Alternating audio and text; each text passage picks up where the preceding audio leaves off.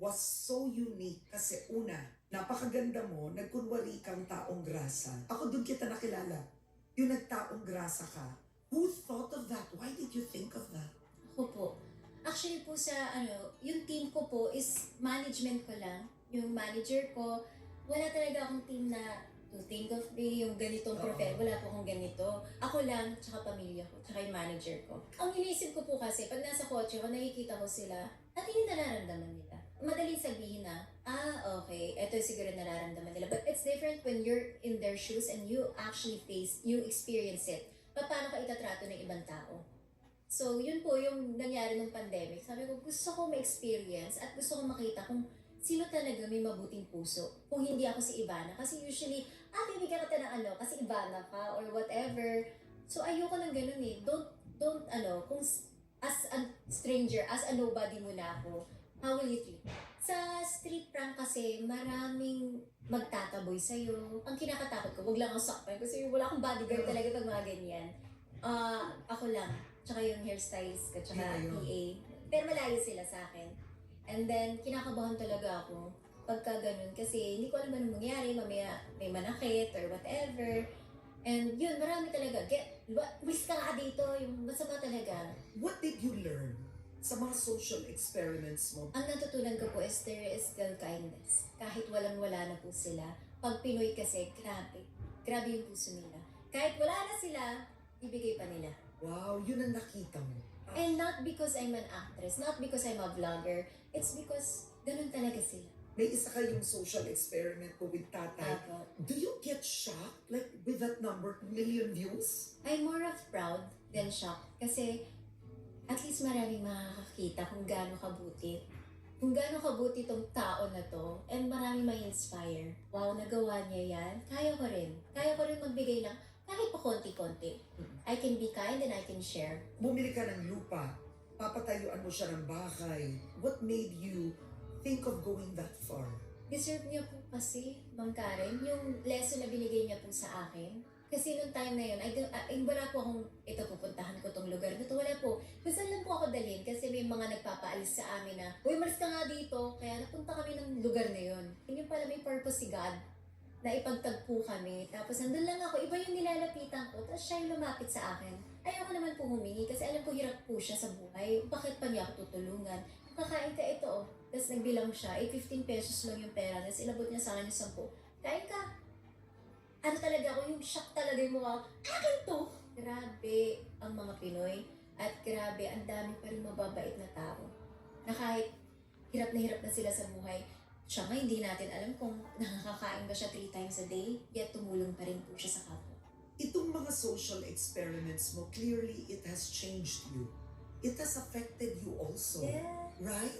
Paano ka nagbago? Mas na-appreciate ko lahat. Lahat-lahat. At mas gusto ko mamigay. Kasi kung siya nga, nabigay niya yung almost more than kalahati ng pera niya, bakit ako hindi ko kayang gawin? So yung video po, yung kinita po ng video, lahat po yun, ibabalik ko sa kanya.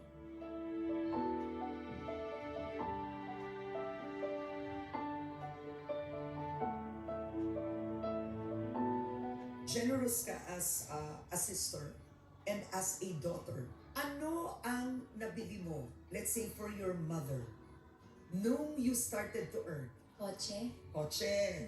Okay, what about your brother? lupa, Lupa. Investments. Kasi yung Investment. brother ko matalino yun, bawal liability pag kotse. Ang tinuturo sa amin talaga, invest in properties. Because they'll always go up. Pag kotse liability, it will always go down. So, alam ko, ang dapat pag sa kuya at sa ate ko at sa kapatid ko, dapat lupa. Si Mona, Bahay. bahay. Now, you are such a giver. I mean, did you ever think of yourself, ako ang breadwinner, ako ang blessed? Hindi po ako ganun. More on, ako yung instrument siguro ni God. Maybe I'm being used, so yun yung dream ko talaga, mabigyan sila ng security and their own home. Kasi iba talaga pag may sarili kang bahay, di ba? So, yun po. Ano pa ang pangarap mo para sa pamilya mo? Siguro yung ma-travel ko sila. They don't travel with you, all of them? Not always. Okay. Kasi minsan po work or minsan busy din sila, may trabaho po sila. Sino sa mga kapatid mo ang pinaka-close? Mona. Okay, bakit si Mona? Siya yung best friend ko. Kasi yung growing up, yung ate ko tsaka kuya ko, sila yung best friend. Sa ako kasi yung third child. So sabi ko, sana magkaroon ng girl. Tapos best friend ko siya. Tapos mahilig kami sa makeup. Gagawin namin lahat ng gusto namin together. And then binigay ni God, si Mona. Ang ultrasound pa nga sa kanila, lalaki siya. So, ano ba yan? Lalaki. Lagi maging boyish na naman ako. Pero nung lumabas siya, gugulat din nanay ko. Kasi ilang beses siya pina-ultrasound twice, naging girl pa siya. Oh my gosh. You think handa si Mona kung ikakasal ka? One day, na maghihiwalay kayo. Ano naman, Yung magkikita hindi- pa rin kami. Pero Or may you think, kwarto pa rin siya sa bahay. Ganon. ganun pa din. Apo. But you think you're ready? Matagal na po akong ready. Opo, okay naman po. So at 29 years old, Wag naman, magagalit yung manager ko. so mga ano feeling mo? Mga 31. Dahil ka lang. 31. I gave birth at 31. Wow. Yes, 32. That's when I got married. 30-ish to 31. So, Pero ayoko po kasi lagyan ng pressure na dapat by 35. Wala pong ganun. Ako hinahayaan ko na. But maybe, sana.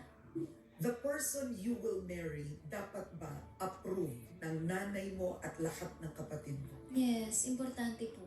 Kasi, and dapat mahal niya yung pamilya ko. At mahal siya ng pamilya ko. At mahal din niya ang pamilya niya kasi mamahalin ko rin yung pamilya niya. Eh, ang nanay mo, you take care of your mom. Yes. Okay. What is that like, taking care of your mom? Masarap. Kasi di ba yung nalagaan po niya ako nung bata ko. So, ang sarap ibalik din sa kanya kung ano yung pag-aalaga niya sa akin. And ganun po dapat yung sa parents kapag tumatanda sila, nagiging makulit, nagiging parang bata. So, dapat ibalik mo yung love and yung care na binibigay talaga nila sa'yo. Naiiyak kapag parents mo ang topic, no? Yeah. Doon ka talaga Mami naiiyak. talaga po. Oo, when it's your parents. You have a strong spiritual life. You're very close to the Lord. Lahat po pinagpe-pray ko talaga. And may time na nag-alay lakad po ako. Kasama yung ate ko. Tapos, ang prayer ko nun, balang araw, sana maging magandang career ko, maging successful. Tapos binigay ni Lord. Oo, higit-higit pa. Higit pa. Higit pa, no? I try to always visit kahit magsindi lang ng kandila, mag-pray. Yun po, kasi importante na hindi mo lang siya maalala kapag may problema ka. Dapat lagi mo siya naalala. One point in your life, you had a health scare. Yes. Halos, I think, inakala mo na matindi ang pinagdaanan mo. Ikwento mo yun. So nagkaroon po ng tubig yung tiyan ko. It was not because of it's because of PCOS. Matagal na siya, ever since I was 13 years old, meron na po. And then lumala siya ng lumala kasi nga hindi ko talaga siya tinitreat. Kasi yung mom ko meron, yung kapatid ko meron, so akala ko normal lang. So sinasabi nila ang dami ng sis, ganyan. Then malang ako. Ah, Kasi okay. nagkaroon na ng water and all, tapos nalulunod na ako. Tapos doon ko na inisip na, ang bilis ng buhay. And I was in so much pain. Doon ko na-realize na wala kang umibit-bit sa pag namatay ka. Yung mga gamit mo, yung bahay mo, yung pera mo, mabibit-bit mo ba? Hindi. So doon ko na-realize na parang, shit, di mamigay na ako. Share your blessings. Kasi you can't really bring it to the grave.